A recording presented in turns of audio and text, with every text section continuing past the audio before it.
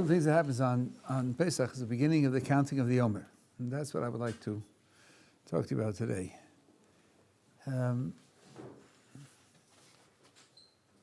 First of all, I want to look at the verse that commands it, and I think there are some secrets there, which Rashi reveals, but has to be read very, very carefully. And from that, we'll get an insight into what's going on when we count the Omer. And then we'll expand it to some broader areas of philosophy. If we have time, I'll tell you what the Pri Tzaddik says about the relationship between Pesach and counting the Omer. In outline, the second day of Pesach, we start counting. We count 49 days. And the day after the counting of the 49 days is Shavuos. And this is a unique phenomenon because the result is Shavuos has no fixed day of the calendar, has no fixed date. Since the 50 days spans 3 months, and in biblical times the months were of variable lengths, each month could be 29 or 30 days. You have 2 designations of months in between. So in biblical times, the date of Shavuos was either the 5th or the 6th or the 7th of Sivan. It was not regular. Every other holiday has a fixed date on the calendar. So what you see right away is that Shavuos is defined as a certain amount of time after Pesach, not as a date on the calendar. That obviously means that somehow Shavuos is the capstone of Pesach, whatever that should mean, and certainly is not an independent entity. Now, if you take a look at page 685, we'll look at the verses which command the counting of the Omer, and we'll see that if we analyze them carefully, in detail, and with a little bit of depth, the verses actually talk about this. Look at verse 15, right in the middle of the page. You shall count for yourselves from the morrow of the rest day. So some day or other that's called the rest day, from the day after the rest day.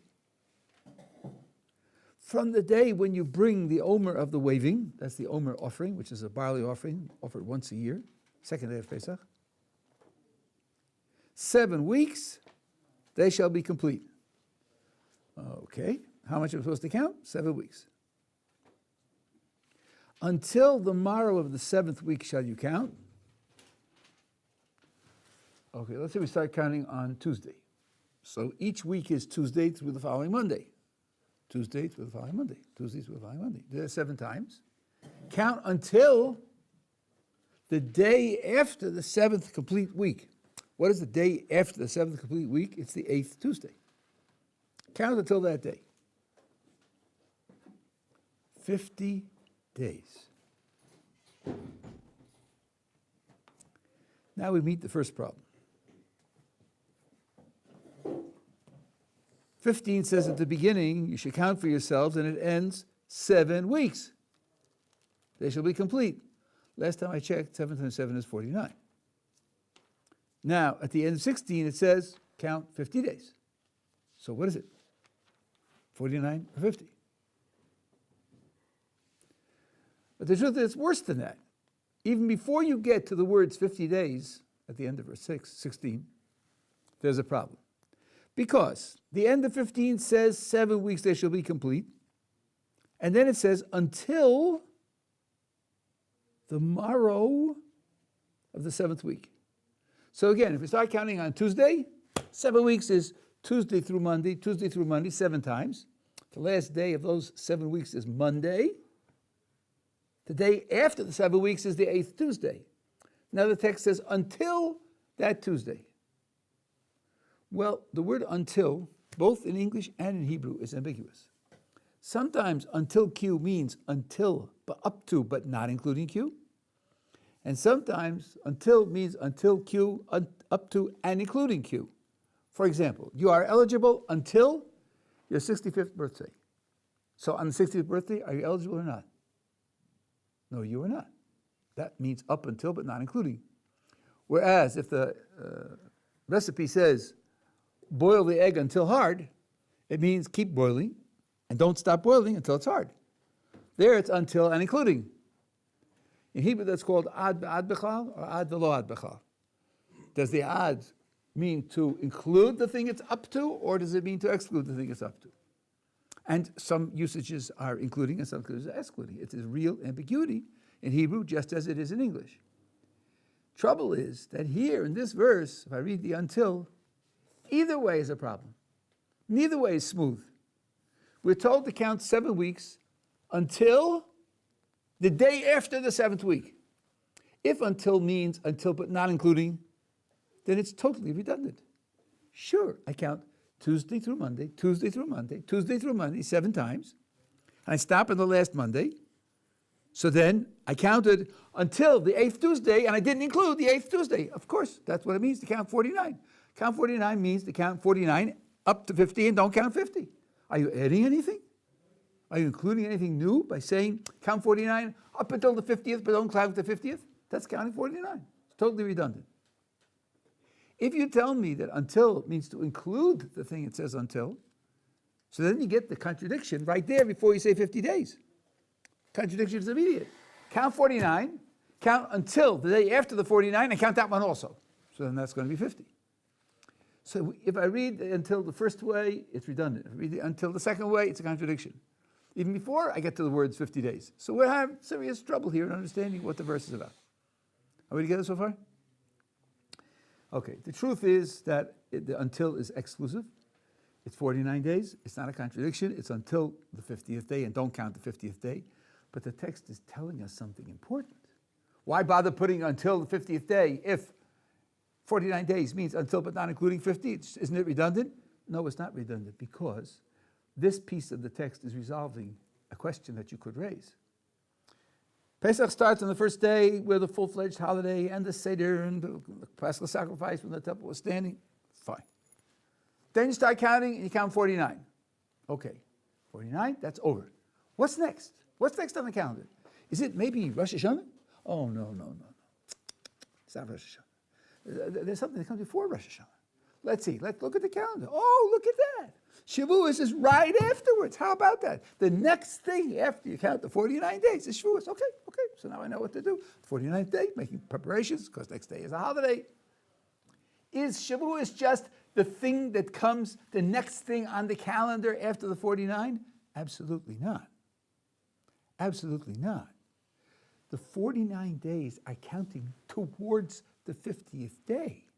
Not towards the 49th day when the count will be over, but towards the 50th day. When I count day 17, it's day 17 leading to 50. It's true. The 50th day I'm not going to count. That's true. But the point of counting the 49 is to create a unit of 50, of which you count 49, and the 50th you don't count.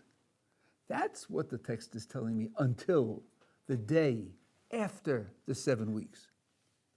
The counting is a counting until, in the direction of, for the sake of, which means the text is telling you that what you have is a 50-day unit, of which 49 days are counted and 1 day is not counted. Now, go back to the text, and here the English is exquisite because it punctuates it correctly. Back to the text and look carefully, you'll see that answers the question where it says 50 days as well. Look at verse 16 again. Until the morrow of the 7th week shall you count, 50 days. It doesn't say count 50 days. There's a comma there. And in the trup, the musical notes that guide the Hebrew text, there is a comma there.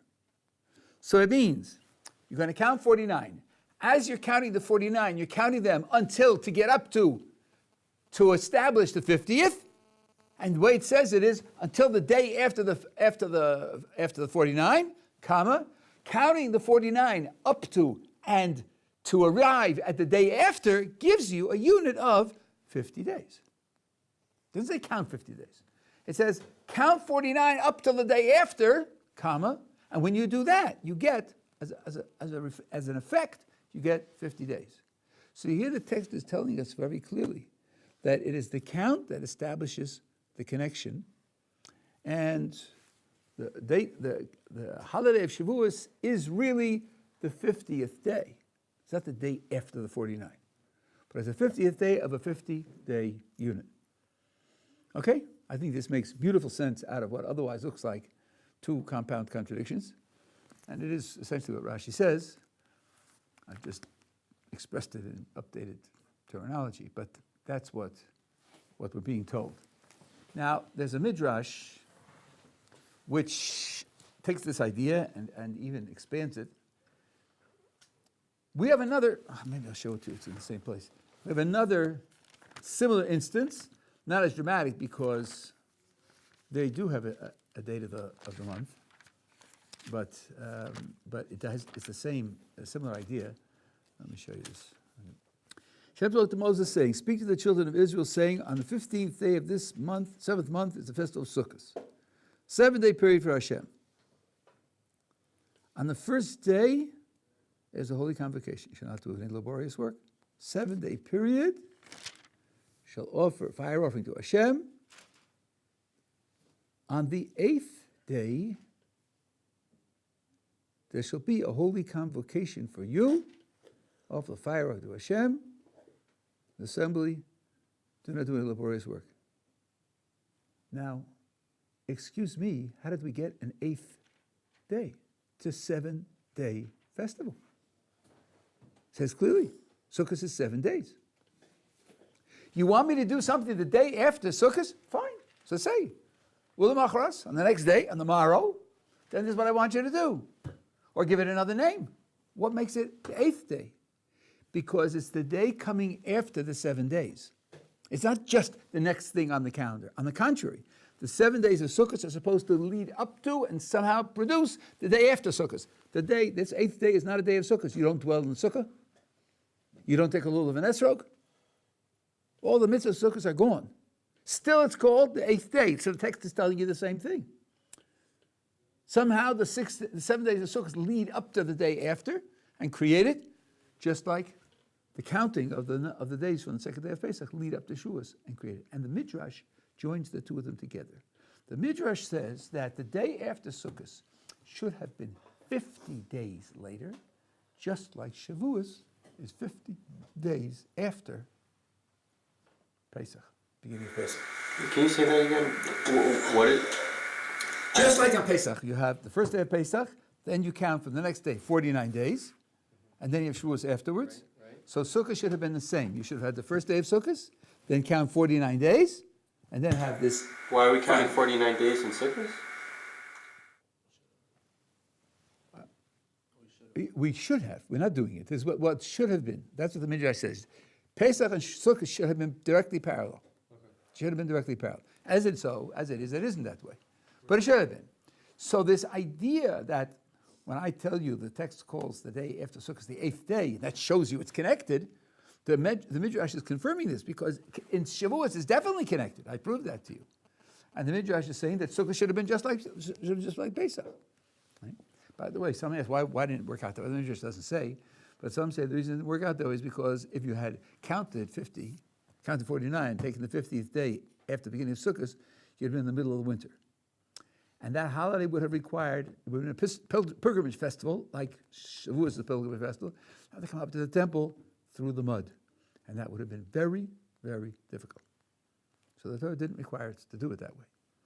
But in logic, in philosophy, in understanding, we have to see that it's a similar concept. The Arizal points out that there's another similarity. Because you start with Pesach, you count the 49, you get to Shavuos. On Shavuos, there are no special commandments for individuals. There's a certain special offering in the temple, but the individual Jew has no designated commandments. None. I'm thinking biblically. Of course, we stay up all night, we learn Torah, and have cheesecake, and so on. That's not the issue, right? The 8th day, the day after Sukkot, is exactly the same. There are no special commandments. The commandments of Sukkot, dwelling in a sukkah, taking the lulav and esrog, are gone, and there's nothing for the individual Jew to do. Yes, we make it into Simchas Torah and all the rest. That's wonderful. Simchas Torah is maybe 400 years old, 500 years old. So it's very, very recent in our history. And there's no biblical commandment to be done whatsoever. So that Rizal says there's an essential identity here that should have been respected, and maybe we could import it and say when it's the 8th day, it is respected. And the Rizal points out that there's even a similar designation, because the 8th day, there's the day after Sukkot, which is called the 8th day, has a title. Does anybody know what the title is? Shmini Atzeres. Shmini Atzeres. The rabbinic name for Shavuos is Atzeres. The rabbis gave a name to Shavuos, the same name, Atzeres. So somehow they're creating a linkage between the two. The question is, what is the linkage? I'm telling you something which is really rooted in the Arizal, and the Shem Shmuel says it. There is a rhythm to spiritual growth, spiritual advancement. And the rhythm has two phases. Phase one is where a human being makes an effort, tries to elevate himself, dedicates himself, trains himself in certain ways, becomes better in certain ways. That's stage one. And stage two is where the Jew presents his accomplishment before God, and he says, I'm only a human being. My efforts are fragile. My efforts often aren't permanent. I'm asking you to take what I have done and make it permanent. Take what I have done and solidify it. Make it last. And he does that by becoming passive. He does that precisely by becoming passive. That's exactly what this process requires. The first day of Pesach is really a gift in a certain way. As I said, I'll try to tell you about that. The 49 days where I make an effort to elevate myself in certain ways, each one of us. The 50th day, I don't count. I don't count. I have no special mitzvahs. I just present what I have done before God. I say, you have to make it permanent. And the same idea that Rizal is telling us, the Medrash is telling us, is true about Sukkot. In Sukkot, you have the magnificent mitzvahs, dwelling in the Sukkah, the Lulav and Esrog. You do that for 7 days. You accomplish something thereby, and then you place it before God on Shmini Atzeres and say, you have to make it permanent. Latzor, as anyone who travels buses in this country means to stop. It means to stop something that's moving. Latzor is a command to the bus driver, stop the bus. Here we're saying the same thing. I've created something which will naturally flow, come apart, dissipate. Hold it. Hold it. Don't let it flow. Don't let it dissipate. That's the idea of Atzeres. It's a day on which God, acting on our behalf, holds it and makes it permanent. And the idea of passivity is that's our attitude, our stance when God makes it permanent. That, the Shem Shmuel points out, is rooted in a number of sources that some people are aware of. For example, when someone goes to the temple, especially on the holidays, and he presents himself in the courtyard, and he offers a sacrifice, there is a rule not to go home that night. Wait till the next day to go home. Lina. It's just Lina. Why? Because you accomplish something, sleep there. Sleep there. When you're asleep, you're totally passive. What you do with that night's sleep is you say to Ribono Shel Olam, I came, I elevated myself, now I'm handing it over to you, I'm taking a passive position, you should make it permanent. And where is that learned from? Says the Shem Shmuel, from Jacob. It goes all the way back to Jacob. All he does is put a few facts together, and from 2 plus 2 derives 4. Jacob, when he left home, before he went to Haran to actually try to get a wife, spent 20 years learning Torah in the yeshiva of Shem and Aver. Chazal tell us that he didn't sleep. During that whole 20 years, he didn't sleep. He then traveled to Lavan, his uncle, father-in-law to be. He spent 20 years with him. I'm sorry, did I say I think it was 14. 14 years in Yeshiva Shem and Aver. 14 years there, and then he went to Lavan, and there he testifies. Sleep fled from my eyes because I was watching your flocks day and night. So, 14 years in yeshiva, no sleep. 20 years with Lavan, no sleep. One night in between, he goes to sleep. That's the night that he has the dream of the ladder and the angels going up and down the ladder and God speaks to him. The question asks itself, Why? That one night did he go to sleep? Didn't he have enough to review? After 14 years in yeshiva, you spend that time reviewing, you know. Reviewing is a very important intellectual and spiritual tool. Says the Shem Shmuel, it's the same message. He finished 14 years in Yeshiva Shem Ve'ever. He accomplished something there. He's now going to a different status, a different challenge, a different environment. What's going to make what he did in those 14 years permanent? Says the Shem Shmuel, going to sleep, becoming passive, handing it over. And in a way, the fact that God appeared to him in that exquisite dream is a confirmation that God responded to that gesture that he made. So, says the Shem Shmuel, we have two examples of utter passivity whose job it is to solidify a spiritual event. How did he not sleep for so long? It's an interesting question. Jacob is Jacob. He's a prophet. You know, he's above normal human life. But there is a concept of minute napping, where you go off for a minute or two and come back and go off for a minute or two, and you never get into a bed. And even very, very late scholars, Satmarov, Zechatzak Devracha, only went to bed on Shabbos. The rest of the week he didn't go to bed. And they say, not that he was continuously fully conscious the whole time, but from time to time, you know, he would just let himself drift off for a few minutes and then pick up. Indeed, you even have this in the Talmud, because there's several times when a Talmud scholar will say something, and someone later who hears it says, he must have been dozing when he said that, because it doesn't make any sense. You know, at that point, he wasn't fully conscious, so there was just words coming out of his mouth. At any rate, I think that's one way to understand it. I can't testify that it's true, but if you want to understand it in a way that brings it closer to the natural world, I think that is a legitimate way to understand it. At any rate, that's what's going on, says the Arizal, with the two holidays of Shmini Atzeres and Shavuos. In both cases, we are becoming passive to allow God to solidify what we've accomplished during that period of time. Now, the counting period of the Omer, there are 49 days. They're broken up into 7 groups of 7 because they are governed by 7 qualities. 7 qualities, 7 characteristics, which come from the Kabbalah.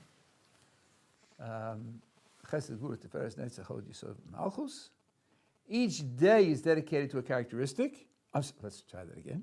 Each week is dedicated to a characteristic, and then it's subdivided into the same 7 characteristics. So the first week is chesed, loving kindness.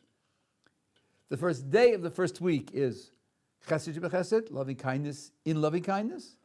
The second day of the first week is gvura shebechesed, strength or strict justice within loving kindness. Second week is dedicated on the whole to gvura, to strength or justice, and then it subdivides. The first day is loving kindness in strength, and the second day is strength, and so forth and so on. So it goes out to 49. There is a sefer called Usfartem Lochem. I don't think it's translated, but the Hebrew is not difficult. It was written by a gigantic scholar named Daniel Frisch, Zichron Livrocha. He wrote a comprehensive commentary on the entire Zohar. It has become the most popular commentary. It's called Mosok Midvash, Sweeter Than Honey. What's it called, Sweeter Than Honey? The book is called Osfartem Lachem. You shall count for yourselves. He, the author, wrote a translation and commentary on the entire Zohar. That translation and commentary is called Mosok Midvash, Sweeter Than Honey. He also wrote translation and commentary on books of the Arizal. He was a master Kabbalist, and he was a Yerushalmi, Ashkenazi scholar. One of my sons-in-law actually met him a couple of times. He died maybe 10 years ago. What's his name? Daniel Frisch. This sefer he took from a much longer, earlier sefer, which I don't think is in print. And what it is, it goes through all 49 days, and on each day it tells you what the day wants from you. He has like a 15-page introduction to the idea of the qualities and the basic Kabbalistic background. Again, written in very easy-to-read, simple Hebrew. He was a genius, among other things, at expressing himself in clear, organized, and simple ways. That's one of the reasons his commentary lives up to its name, Mosot Mitvash, sweeter than honey. And for many, many people, it became the standard way to read and learn the Zohar. And if you can understand simple Hebrew, it's a wonderful text. You go through each of the 49 days. The idea is that the qualities that are associated with the day are general spiritual qualities. And there are things that you can do in practical terms to try to push those qualities, to strengthen them. And this is the idea. The idea is the 49 is not just counting. The counting takes, oh boy, if you are a really pious aficionado, it could take you 3 or 4 minutes, or maybe 5 minutes. And then you have the rest of the day, what? Free. That's not the idea. The idea is that during the day, you take that quality, which if you read in the Siddur, even Ashkenazi Siddur has it written out, which quality it is for each day, and you think about it, and you operate with that quality and try to strengthen it. At the end of 49 days, you've accomplished something. You've given a push to each one of 49 different spiritual qualities. And then when you come to Shavuos, you can feel that you've really accomplished something. And by the way, this picture of what you're doing during Sfiras Omer answers a question which, frankly, I've never seen answered elsewhere. Now, there are lots of things that I've never seen, so I'm not saying that it isn't there, and you should ask other people and see whether you get any explanation for it. We're counting the days. We count up, not down. Some of you are familiar from a different culture. So-and-so many shopping days left before a certain holiday. There you count down. 15 days left, 14 days left, 13 days left, right? You're counting down to that moment when there's a space launch, right? A spaceship, a satellite going up. There's a countdown, not a count up. When you're starting a race, when you're starting a wrestling match, there's a countdown, not a count up. Why would you be counting up? So the Sefer Chinuch says you're counting up because you're counting the days as they go by, and you're saying this day goes by, this day goes by, this day goes by. You're not counting how many days are left. You're counting the day that's going by. Okay, I hear that. But then wouldn't it have been natural to count at the end of the day? The 5th day went by. The 6th day went by. The 7th day went by. Why are we counting at the beginning of the day? If you understand that the counting is an announcement, today is the 14th day of the Omer, and it's a day dedicated to quality Q, and therefore for the rest of the day, I should have in mind that I want to strengthen quality Q, then you can understand why you're counting at the beginning of the day. If you don't have that in mind, I think it's not easy to understand why you're counting that way. At any rate, that's the idea. And then when the Midrash says there should have been 49 days in the fall and the winter between the beginning of Sukkot and that capstone day, it's saying the same process should have taken place then also. It's just that, as I said, it's too difficult to come to the temple. Which means, essentially, there are 2 holidays, not 3. There's Pesach leading to Shavuos, and Sukkot leading to what's now Shmini Atzeres. But Shavuos has to be seen as the capstone of Pesach. Now,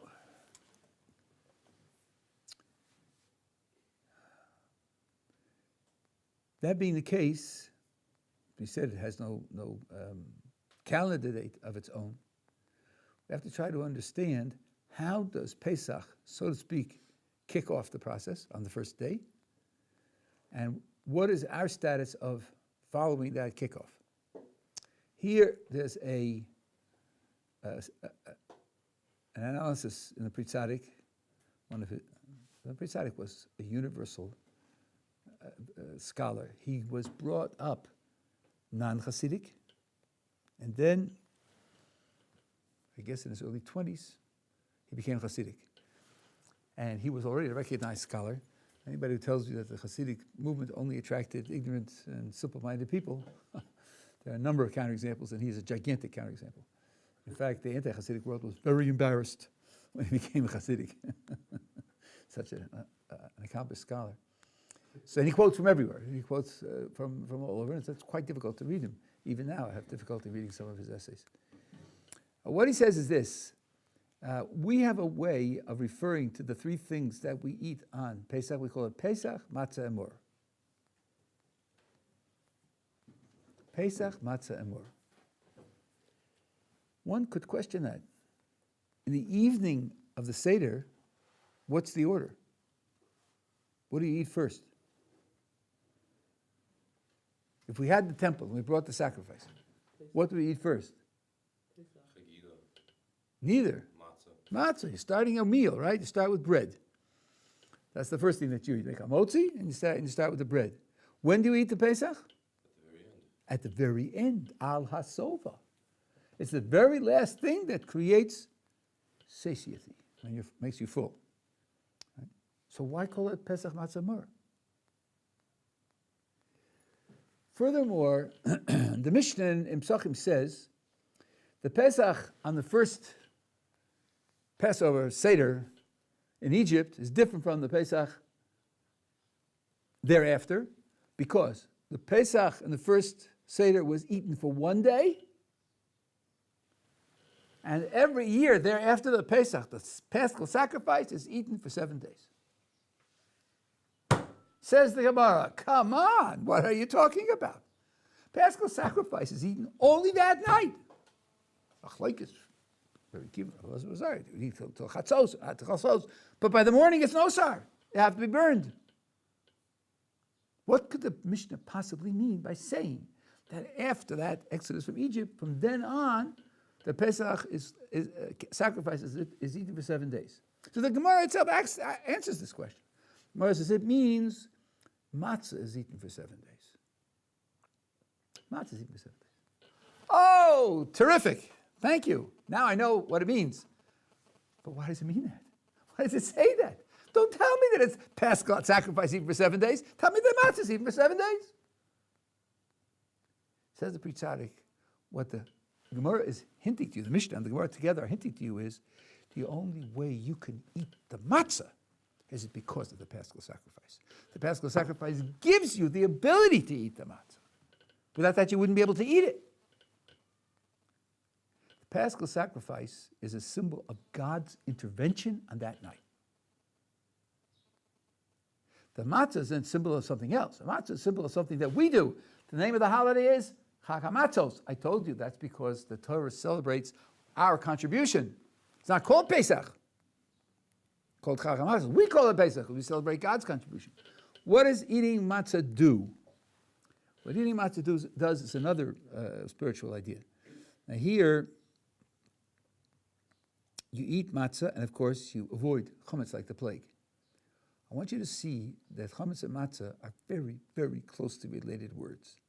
First of all, matzah is mem, tzadi, hey. Chametz is ches, mem, tzadi. So the mem, tzadi are in common between the two words. The only difference is that matzah has a hey at the end, and chametz has a ches at the beginning. Okay, now let's look at, I think this is a going of Vilna. Now let's look at the ches and the hey.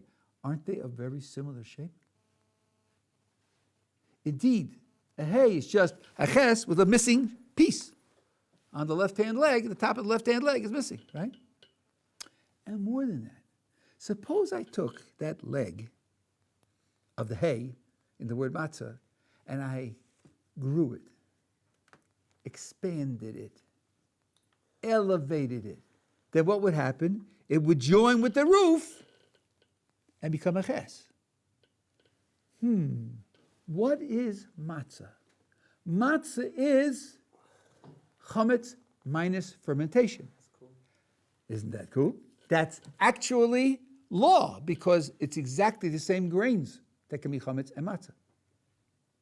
You could define matzah as frustrated chametz. You know, they wanted to rise, but we didn't let it. You watch what goes on in the matzah factory, you see how frustrated it is. We're banging it all the time, don't go anywhere. stay flat. So chametz and matzah are essentially the same thing. It's just that chametz has a chance to rise, and matzah doesn't have a chance to rise. Eating matzah means forcing yourself to be in a position where it doesn't rise. Now there's a whole long spiritual explanation of that. There are certain things that, I'll just tell you the headline. There are certain things that have a false volume. I think if anyone who was not familiar with bread and went to the supermarket to pick out a loaf of bread, let's say standard white bread, would be shocked when he picked it up to see how light it is. Because it's mostly air. Take a slice of white bread and squeeze it. You end up with a very small piece of material because most of it is air. Chametz creates a false appearance of size. With matzah, what you see is what you get. There's no bloat. And the analogy here is to nature. Nature creates a false appearance of being independent, operating on its own, cause and effect. That's a false appearance. One of the challenges of Pesach is to see through that false appearance. To realize so-called nature for what it really is just the repetitive activity of divine providence. It has no substance of its own. At any rate, matzah connotes a spiritual challenge. It's a spiritual challenge for the human being who eats matzah doesn't eat chametz.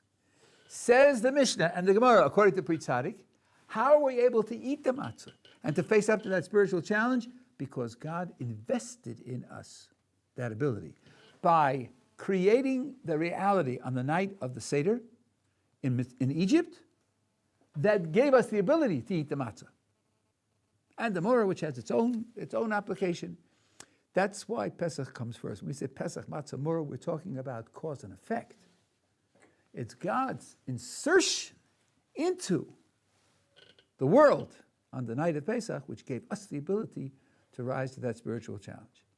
Now the Pri Tzadik takes that idea. He says more about it than I have said, but he takes that idea and he says, and that's the same message with respect to counting the Omer. Where do we get the ability to work on those spiritual challenges? It doesn't come from our birth. You go through the experience of the night of the Seder. You experience the exodus from Egypt, as we said at length when we spoke about the Haggadah. When you go through that, God invests in you the ability to eat the matzah and the ability to count the spheres of Omer and to rise to those spiritual challenges and be successful. And then, when you get to Shavuos, you ask him to make it permanent. It means that this whole period had an origin in divine inspiration. Not all interactions between God and man start with a divine inspiration. Some interactions start with a human, self-developed inspiration, which is not preceded by a divine inspiration. That's got to be limited. But in general, the visible, conscious inspiration is started by the human being. The Pri Tzadik says this divides the year into two halves. With this, I'll finish. I've covered a lot of ground. I haven't had a chance to spell it out in detail. In the spring to the summer, there's a whole axis of interactions that are stimulated by God. Purim. In Persia, the Jews were at the lowest ebb, so much so that the attribute of strict justice could ask for their annihilation. God had to shock us into a realization by having Haman engineer a decree of annihilation, which then shook them out of their dogmatic slumber, as somebody said, and forced them to reconsider their position. And then comes Pesach with the same message, and Shavuos is the capstone of Pesach. It's all the same message. When things get to a point where it can't be done otherwise, God will introduce an element that starts the process. The late fall and winter are not like that. They're the other axis. Rosh Hashanah, Day of Judgment. How do we deal with the Day of Judgment? We start a month before. If you're an Ashkenazi and you're lazy, so you just blow the shofar. If you're a Sephardi and you're energetic, you say slichos for a whole month. We don't wait for Rosh Hashanah to come. On the contrary, we start on our own to prepare for Rosh Hashanah. Then to Rosh Hashanah, Yom Kippur, Sukkot, where we build the Sukkah and everything else. And the capstone of that is Hanukkah. What happened in Hanukkah? The Assyrian Greeks committed atrocities. In particular, they committed religious atrocities. God didn't make any miracles. He just waited for us. And we started a revolt, and God enabled that revolt to be successful. So the fall to winter axis is where we start the process. The spring to summer axis is where God starts the process. So the year divides neatly into two halves with this kind of division. At any rate, that's a kind of large-scale picture of what's going on. And the particular application of it is counting of the Omer, where God starts the process by engineering the Exodus on the first night, and then we respond with that granted strength. Some want to use here an analogy that Maimonides uses in his introduction to the guide, where he talks about wisdom and how wisdom is perceived fleetingly and is not seen continuously, and he pictures a person who's lost in a forest at night, and he's lost. And then there's a flash of lightning, which may last 2 seconds, but he takes advantage of the flash of lightning to look around him. And he finds out where he is. He's oriented, and now, even though he's going to go stumbling through the dark forest, but he knows what direction to go in. He has some idea where he's going. So Maimonides uses that for flashes of insight into wisdom, and that which are then the flashes closed down, but you have a benefit from it. Here, the first night of Pesach is like that flash. Because Baruch Hu introduces a flash, the person absorbs the inspiration from that flash, and then takes it with him throughout the following 49 plus 1 days.